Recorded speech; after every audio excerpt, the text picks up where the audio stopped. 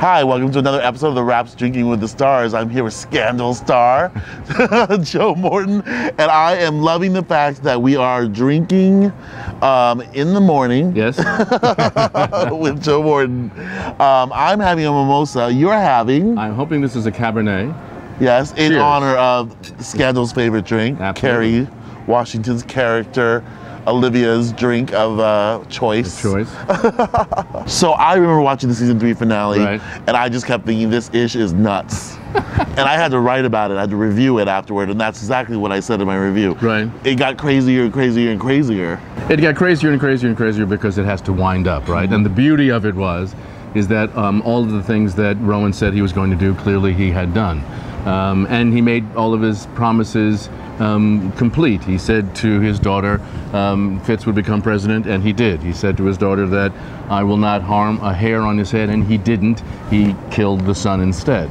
You know, so everything was sort of wrapped up in a very neat, although crazy package. Yeah, and the funny thing was, there was a period of time in which your character was working from behind the scenes because he was no longer in charge of any organization at a point last season, right? Right. I think the beauty of Rowan is that he will always persevere. Yeah. He is that creature who you can take something away from him, but you have to know that he will probably get it back if it's something that's important to him. Mm-hmm. So despite the fact that, I mean, if you remember that one monologue where I say to Olivia, you really don't know what's going on, and that she should run.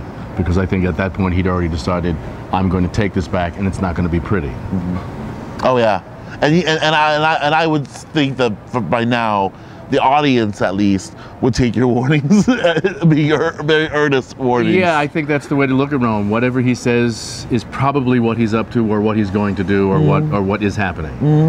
Now tell me about that, reading that script, because I know that you guys are kept in the dark for most of the season, and then you read the script in these sort of table reads. Yeah, right. Well, you get them at home. I delivered to you, possibly. Not at the end of the season. Oh, really? At the end of the season, everything is so secretive, and nobody. They want to make sure that nothing leaks out. That we don't get the script until we show up at the table read. We have to sign in for the script, read the script, give it back, sign out for it, and then, or if we're working the next day, we get to take it home. But we have to know. They have to know where those scripts are going.